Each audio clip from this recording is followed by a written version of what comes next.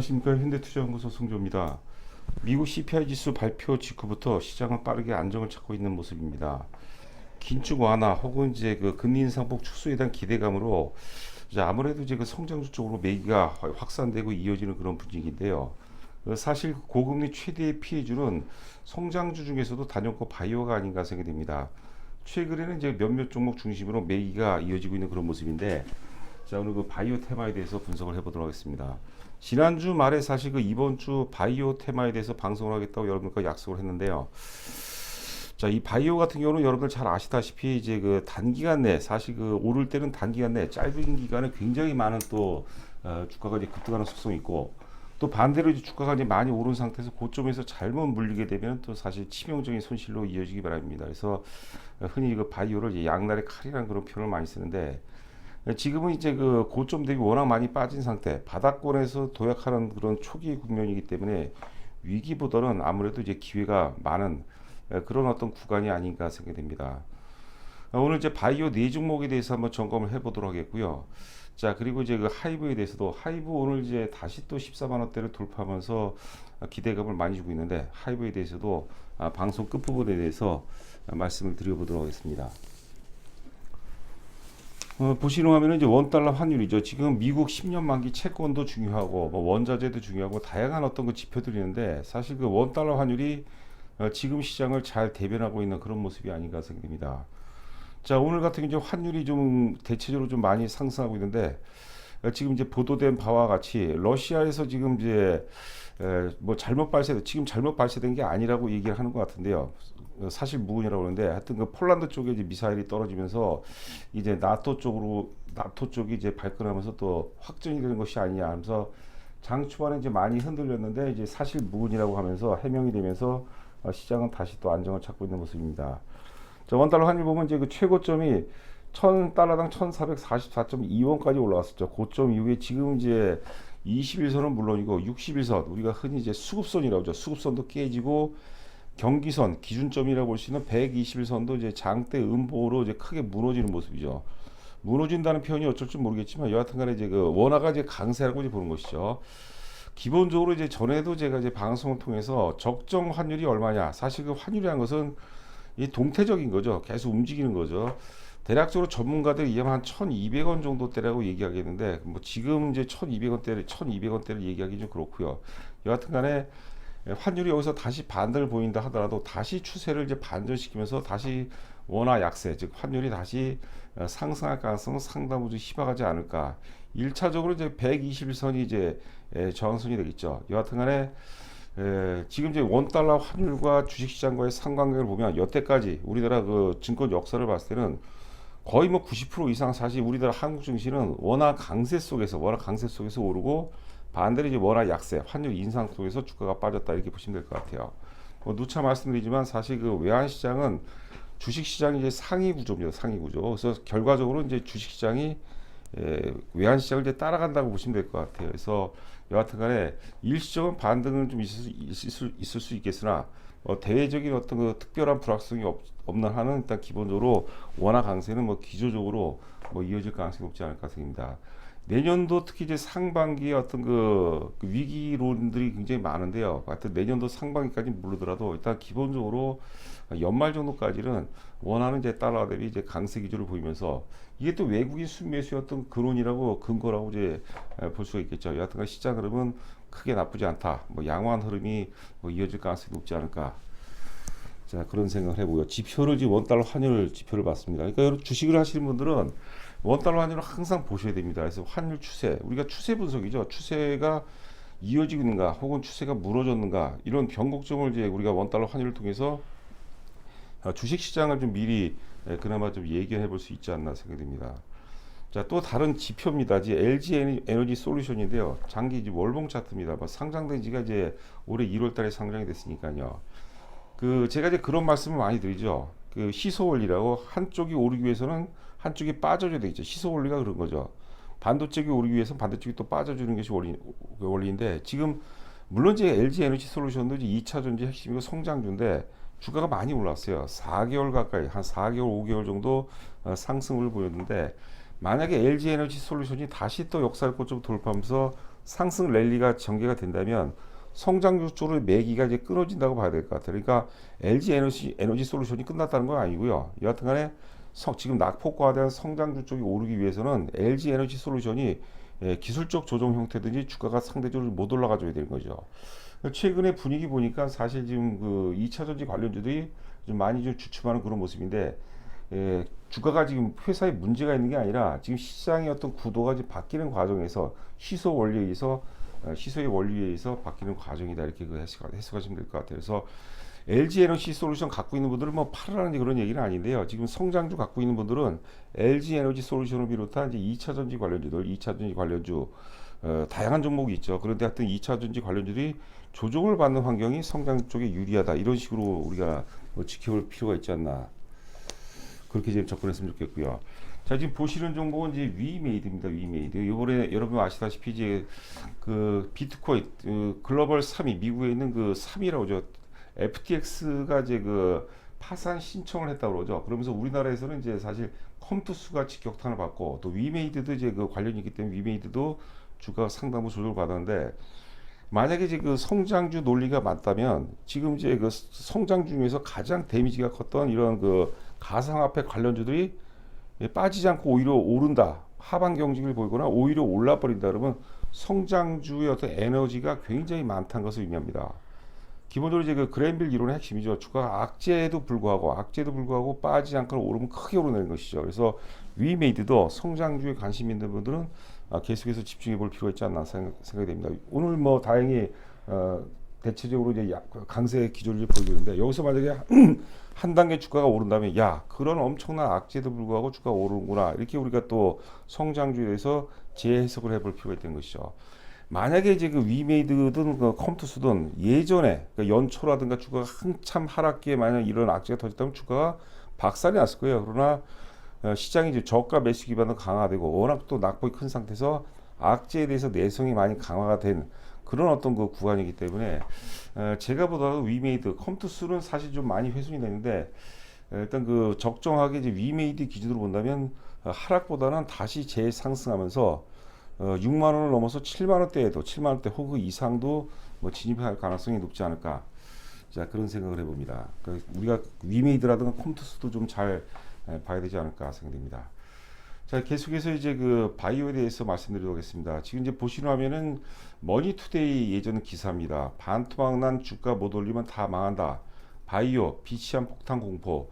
우리가 이제 그 흔히 그 바이오 같은 경우, 우리가 이제 바이오하고 이제 그 제약하고 좀 구분해야 될 것 같아요. 그리고 이제 바이오 내에서도 이제 그 매출이 이제 그 이익 구조가 자리 잡은 그런 바이오. 그래서 뭐 대표적으로 뭐 삼성 바이오로직스라든가 뭐 셀트리온 같은 경우는 이제 유보 자금도 굉장히 많죠. 그런 것들은 이제 걱정이 안 돼요. 자, 그런데 이제 그 지금 이제 신약을 막 개발하는 단계, 계속해서 적자 구조가 이어지는 신약을 개발하는 단계에 있는 그런 바이오 업체들은 어떻습니까? 상당 R&D 비용을 비롯해서 임상 많은 자금을 필요하죠. 그런데 고금리하에서는 어때요? 조달 금리가 굉장히 높아집니다. 그러니까 부담이 될 수밖에 없어요. 그리고 또 뭐 기술 특례 상장 바이오 업체 같은 경우도 마찬가지죠. 매출이 좀 발생하지 않고 계속 적자 기업입니다. 계속 투자가 진행되는 그런 바이오죠. 그런 바이오들한테는 이런 거 고금리 시대가 굉장히 위기가 될 수 있어요. 특히 기사 내용은 뭐냐면, 그동안 이제 한 1년에 2021년, 2020년, 2021년 그 사이에 바이오 업체들이 이제 전환사채를 많이 발행했어요. 자금이 여유가 있는 회사들은 이제 그 전환사채 발행 안 하죠. 기본적으로 이제 그 특히 이제 그 첨단 바이오 같은 게 기술력을 담보로 해서 이제 시비를 전환사채를 발행하는데, 그게 내년에 이제 만기 도래가 집중을 했습니다. 근데 그걸 만기 도래하는데 그 주가가 발행 가격 이후에 또 우리가 주가가 빠지게 되면 리픽싱이라고 그러죠. 재조정을 하죠. 그 최저 리픽싱 가격조차도 도달을 못하게 되는데, 그걸 이제 만기가 되면 상환해주면 상환을 못하게 되면 그게 부도가 나는 거죠. 그러니까 둘 중에 하나죠. 부도가 나든가 아니면 이유 같은 간에 그 리픽싱 최저 가격을 맞춰야 되는 거예요. 거기에 이제 위기라고 하지만 거기에 저는 또 상당히 기회가 있다고 보는 겁니다. 그래서 오늘 말씀드리는 이제 바이오 4인방이 한 종목 같은 경우 이제 대기업 계열이기 때문에 이제 재무적 리스크는 작지만, 나머지 세 개 기업들은 좀 어느 정도 뭐 해당이 된다고 볼 수 있을 거예요. 계속해서 적자 구도에서 또 전환사채 발행을 많이 한 그런 기업 중심으로 제가 말씀드리고, 물론 이제 기술력은 세계 최고 기술력을 갖추고 있는 기업입니다. 자, 다음 장에서 이제 하나하나 살펴보도록 하겠습니다. 좌상단에 있는 게 이제 그 SK 바이오팜입니다. SK 바이오팜 같은 경우는 이제 관심 있는 분들은 아시겠지만 상장일에 최고점 위에 한 번도 주가가 제대로 오른 적이 없어요. 계속 빠졌어요. 자, 지금 이제 일봉 차트가 좀 짧게 나오고 있는데 제가 좀 길게 보도록 하겠습니다. 지금 상장 당시가 이제 2020년 7월 달에 상장이 됐는데 당시 고점이 26만 9,500원이었어요. 26만 5,900원서부터 이제 그 5만 원까지 주가가 아주 뭐 폭락을 했죠. 그리고 이제 11월 달에 이제 그 지금 상승 전환되는 모습인데 물론 저점 대비해서 대략적으로 한 50% 정도 올랐어요. 50% 정도 올랐거든요. 그리고 오늘 좀 주가가 뭐 보합권 존에서 왔다 갔다 하는 그런 모습인데 이 저점을 보게 되면 5만 원 초반에 저점을 바라보는 7만 5천 원 굉장히 부담이 될 수 있을 텐데요. 그동안 하락하는 과정을 우리가 생각을 한다면 아주 많이 오른 게 아닙니다. 근데 물론 이제 그 사실 어느 정도 트레이딩 관점이 좀 필요하겠죠. 지금 단기적으로 워낙 급등했기 때문에 따라서 한 것은 부담될 수밖에 없겠고 적정하게 이제 제가 보기엔 7만 원은 잘 안 깨질 것 같은데 여하튼간에 적정 눌림목 구간에서는 좀 이런 것들은 이제 사실 좀 그 안정성을 추구하는 투자자들은 뭐 맞지 않는다고 봐야 될 것 같아요. 약간 좀 다소 좀 공격적인 투자자에 한해서는 좀 접근해 볼 만하지 않나 생각이 됩니다. 아울러서 이제 SK 바이오팜뿐만이 아니라 바이오 전반이 그렇죠. 바이오가 물론 이제 그 가치주 중심으로 접근하는 분들은 삼성 바이오로직스라든가 이제 셀트리온 이런 것도 좋죠. 워낙 이제 펀더멘털 탄탄하기 때문에 약간 공격 성향의 그런 그 투자자라면 SK 바이오팜도 우리가 좀 관심 있게 지켜볼 필요가 있지 않나 생각됩니다. SK 바이오팜은 이제 여러분들 잘 알려진 바와 같이 일단 그 엑스코플이라고 이게 그 블랙버스터급 신약입니다. 뇌졸중 치료제인데 이번에 지금 내년도 상반기 중에 미국 TV 광고에 또 내보낼 예정이라는 그런 얘기도 하고 있거든요. 그런 것들도 의미 있는 모멘텀이 아닌가 생각되고 지금 계속 적자 지속이에요. 그런데 아마 3분기에도 적자가 나는데 4분기서부터 흑자 전환 가능성이 상당히 높다는 그런 얘기가 나오고 있습니다. 자, 그 다음에 이제 우상단에 있는 주식이 이제 알테오젠, 그리고 좌하단이 이제 레고캠 바이오입니다. 알테오젠과 레고캠 바이오에 대해서는 예전에도 제가 자세하게 방송한 내용이 있습니다. 두 기업 모두가 이제 ADC 기술이죠. 안티 드럭 ADC 컨주게이션 항체 약물 이제 결합 차량의 플랫폼 기술을 가지고 있는 업체인데 레고캠 바이오는 이제 ADC 플랫폼 기술에 특화되어 있는 반면에 알테오젠은 이제 ADC 기술을 비롯해서 그다음 SC 플랫폼이라고 그러죠. 우리가 SC 제형이라고 그러죠. 셀트리온도 이제 개발에 성공했는데 이게 이제 기존의 정맥 주사 대신에 하루 종일 받는 정맥 주사 대신에 이제 피하 주사를 통해서 약물을 전달하는 그런 그 SC 플랫폼 기술을 갖고 있고요. 기타 이제 또 바이오 시밀러 사업도 하고 있습니다. 그 알테오젠이 그렇다고 보는 거죠.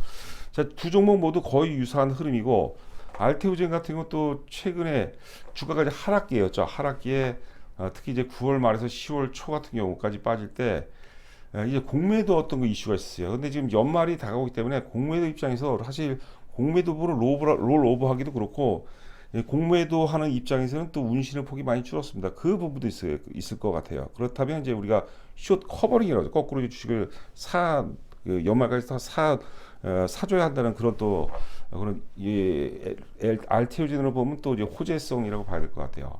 자, 이틀 상승 위에 바닥은 이제 그 우리가 육안으로 차트를 보시게 되면 이제 그 10월 13일 날 대부분 바이오들의 바닥이 SK 바이오팜도 그렇고 알테오젠도 그렇고 또 레고캠 바이오도 그렇고 지금 우상단에 있는 이제 NK맥스도 그렇고 지금 10월 13일 날이 거의 다 절대 바닥을 확인한 날입니다. 그리고 이제 알테오젠도 그렇고 이제 레고캠 바이오도 그렇고 이틀 급등을 했어요. 이틀 급상승했기 때문에 만약에 이제 플러스에 따라서 하는 것은 부담될 수밖에 없겠죠. 살 길은 얼마든지 줘요. 근데 이번에 눌림목 조정, 요번에 만약에 이제 오늘이 지금 수요일이니까 뭐 빠르면 이제 그 내일 저점이라든가 금요일 혹은 다음 주 월요일 정도 그 눌림목 저점에서는 또 관심 있게 지켜봐야 되지 않을까 생각되고요. 마지막 종목은 이제 NK맥스입니다. NK맥스는 저희 그 당사에서 이제 코로나 전에 그 회사를 두 번을 탐방을 했었어요. 그리고 또 여의도에서 이제 그 IR 하는데 IR에서도 참여를 해서 또 궁금한 점도 많이 물어보고 이 우리가 NK라는 게 내추럴 킬러 셀이라고 면역세포입니다. 면역세포는 여러분들 잘 아시죠? 이 기전이 뭐냐면 우리가 그 암에 걸렸다고 봤을 때 내가 암에 걸렸는데 그 암에 해당되는 그 표적암 치료약이 있겠죠. 치료약이 있는데 단독 치료를 하는 것보다 이제 NK맥스 주 제품이 슈퍼 NK 치료제라는 게 있습니다. 그거하고 같이 병용 치료를 했을 때 데이터가 굉장히 좋게 나오더라. 이게 기존입니다. 그러니까 아주 어려운 어떤 그 바이오는 아니에요. 그거를 우리가 데이터상으로 이제 회사를 탐방해서 혹은 이제 그 IR 장소에서 확인했거든요. 그런데 그 데이터들이 이제 그 서서히 지금 공시라든가 기사를 통해서 입증이 되고 있습니다. 최근에 이제 알츠하이머 치료제로죠. 치료제가 미국 FDA에서 동종족 사용 승인을 얻어냈습니다. 동종족 사용 승인이라는 것은 기존에 있는 어떤 그 치료제는 아닌데 그 환자가 지금 워낙 지금 위독하기 때문에 이제 동종적으로 사용 승인을 해줬다는 그런 의미입니다. 기타 이제 전에 나왔던 게 이제 키트루다라고 있어요. 키트루다는 이제 머크의 면역 관문 억제제입니다. 그리고 이제 바벤시오라고 이거는 이제 파이자의 또 면역 관문 억제제인데 이것들과 병용 치료를 했더니 그 NK맥스의 이제 그 슈퍼 면역 그 치료제하고 병용 치료했더니 완전 간에 암이 없어졌더니 고용암에서 이제 완전히 없어졌다는 그런 그 데이터가 나왔습니다. 그러니까 NK맥스 같은 경우는 자기네들이 이제 1상, 2상, 3상을 거쳐서 이제 그 제품을 완성을 시켜서 또 시중에서 마케팅까지 하는 게 아니라 어느 시점인지 모르겠으나 여하튼 기술 수출, 라이센스 아웃을 이제 목표로 하고 있거든요. 그렇다면 만약에 이제 그 데이터로 완전히 입증이 됐다라면 어마어마한 또 파격이 나와 있는데요. 주가를 보시면 아시겠지만 이제 고점 대비 많이 하락한 상태예요. 이런 관련주들은 사실 고점에서 사는 게 굉장히 부담이 됩니다. 근데 바닥권에서는 사실 그 의미가 있어요. 그래서 NK맥스 같은 단기적으로 볼 주식이 전혀 아니거든요. 저희도 이제 NK맥스 같은 경우 특히 이제 최근에도 많이 이제 좀 특화시켜서 추천하고 있는데 길게 보는 사람, 최소한 1년 이상 내가 여유 자금으로 투자를 하겠다. 그런 분이라면 NK맥스도 이틀 연속 올랐기 때문에 좀 조정받을 때 주중이라든가 다음 정도 조정받을 때 좀 사놓는다면 길게 보고 사놓는다면 뭐 좋은 결과로 이어질 수 있지 않을까 생각됩니다. 바이오 같은 경우는 굉장히 어렵습니다. 저희도 사실 그 종목을 이제 소개를 하고 추천할 때 바이오 같은 경우는 굉장히 고민을 많이 해요. 어떤 기업을 할 것인가, 그 다음에 어느 시점에서 할 것인가라고 보는데 어떤 주식이냐면은 그것은 기본적으로 이제 세계적인 기술력을 갖고 있는 거. 그런데도 사실 임상에서 실패하는 경우가 많죠. 그것까지 감안하셔야 되니까 많이 오른 상태가 아니라 주가가 이제 많이 하락한 상태, 저점인 상태에서 사는 게 굉장히 좋을 것 같고, 그 다음에 유동성도 좀 풍부해야 되겠죠. 그리고 어느 정도는 검증이 돼 있어야 되죠. 막연하게 이게 신약에 성공한다 이런 거로 해서는 우리가 치명적인 손실을 이어질 수도 있거든요. 그러니까 NK맥스 같은 경우는 조정을 통해서 너무 많이 사면 안 됩니다. 자기 투자 금액의 한 10% 정도 선에서 사보고 한 1년 정도 이상 기다린다는 그런 자세로 기다린다면 뭐 좋은 결과로 이어질 수 있지 않을까. 자, 그렇게 생각이 되고요. 자, 하이브입니다. 하이브가 지금 이제 지난주 말씀드린 것처럼 일단 그 14만 원 돌파가 굉장히 중요하다고 말씀드렸는데 금요일 날 이제 그 14만 원 장중한 때 이제 60일선까지도 회복하는 모습이었는데 여하튼 14만 원에 도달했고, 그다음에 눌림목 조정 이틀 이후에 다시 또 오늘 14만 원대를 회복해주는 그런 모습입니다. 거래량이 조금 아쉬워요. 오늘 뭐 이유 같은 간에 장세가 조금 불안한 요인은 좀 있죠. 또 기술적인 부담감도 없잖아 좀 있을 텐데 여하튼 간에 종가를 이제 봐야 되겠지만 지금 14만 500원을 지금 기록하고 있습니다. 14만 원은 이제 60일 그러니까 수급선이죠. 수급선 돌파한 거 의미가 있고, 그다음에 바로 위에 있는 이평선이 또 이제 그 121선이죠. 경기선, 주가가 보통 살아있는 주식이라는 것은 이제 121선 위에 있는 주식을 이제 우리가 살아있다는 표현을 많이 쓰고 121선 아래에 있다는 것은 죽은 주식이라는 그런 표현을 많이 씁니다. 사실 뭐 어느 정도 신뢰도가 있는지 모르겠지만 과거서부터 많이 이제 우리가 쓰던 그런 표현인데요. 참고로 120 평균 가격이 대략적으로 한 15만 8천 원 정도라고 보시면 될 것 같아서 121선 정도로 돌파를 해준다면 주가가 이제 완전히 안정권에 자리 잡는다 이렇게 보시면 될 것 같습니다. 지금 시장 정서로 봐서 흐름을 봐서는 뭐 120선을 돌파할 것은 뭐 충분하다고 생각하는데 그 부분을 참고하시기 바라고, 오늘 같은 경우는 거래량이 조금 부족한 것 같아요. 거래량이 맡은 그 최소한 4, 50만 정도 나오면서 이제 강하게 14만 원 돌파해 줬으면 하는 바람인데 아직 뭐 장이 끝나지 않았으니까 좀 더 지켜보도록 하겠습니다. 기본적으로 이제 그 BTS 기본적으로 이제 하이브의 어떤 재평가 요인은 BTS 군대 불확실성이 해소가 됐습니다. 이제 맏형인 진이 올해 연말에 이제 군대 가는 거로 결정이 난 것 같아요. 자, 일단 군대 불확실성이 해소가 됐고, 두 번째는 이제 멀티 레이블의 활약이 굉장히 중요하죠. 뭐 우리 잘 아는 뭐 세븐틴이라든가 TXT, 엔하이픈 외에 르세라핌이 있고 그다음에 뉴진스 활약이 굉장히 또 두드러지는 그런 모습이죠. 최근에 이제 뭐 CF에도 좀 많이 나오는 것 같아요. 기타제 그 12월 달에 지금 이제 일본 현지 지금 신예 아티스트 N팀이 지금 탄생이 되는데 N팀이 지금 이제 탄생이 되는데 이 제2의 BTS라는 그런 평이 좀 있는 것 같아요. 그것도 많이 좀 일본은 여러분들 시장이 대단히 큽니다. 미국 다음으로 큰 시장이 유럽이 아니라 일본 시장입니다. 일본 시장. N팀에 대해서도 사실 또 기대를 좀 해보도록 하겠고. 자, 하여튼 뭐 지금 하이브가 우리가 흔히 이제 그 플랫폼적으로 해석을 하지만 기본적으로 출발점은 이제 출발점은 아티스트죠. 아티스트의 이유 같은 거에 커다란 성과를 좀 놔야 될 것 같고, 그 다음에 BTS가 이제 그 BTS 멤버들 순차적으로 군대를 입대를 하고 있지만 솔로 활동도 굉장히 활발하게 진행을 하고 있는 것 같아요. 그 솔로 활동도 어떤 형태로 어떤 규모로 이어질지 우리가 지켜볼 필요가 있고요. 기타가 아니죠. 마지막으로 가장 중요한 것 중에 하나가 이제 플랫폼 기업의 원천인 위버스 2.0, 그 다음에 게임은 지금 성공적으로 진입을 했습니다. 그리고 최근에 이제 가상화폐 관련해서 논란이 많이 있지만 NFT가 아직 출시를 안 했어요. 자, NFT가 이제 조만간 출시가 될 텐데 NFT에서 과연 어느 정도의 성적을 낼 것인가 이런 부분들도 우리가 주요 어떤 그 관전 포인트가 아닌가 생각되고요. 기본적으로 이제 앞전 고점이 19만 원대까지 갔는데 그 19만 원 정도까지는 글쎄 좀 무리 없어 보입니다. 물론 시장의 어떤 불확성이라든가 또 감안해봐야 되겠지만 지금 정도 흐름이라면 일단 기본적으로 이제 그 상당 부분의 그 군대 관련 불확실성이 해소가 되기 때문에 19만 원까지 가능할 것 같고요. 그다음에 20만 원대 정착을 한다면 이제 자기 본질 가치를 향해서 본격적으로 이제 주가 역시도 수렴을 하지 않을까. 자, 그렇게 생각이 되고 있습니다. 자, 오늘 방송 이 정도로 하도록 했고 또 다음 방송에서 여러분들 마치도록 하겠습니다. 감사합니다.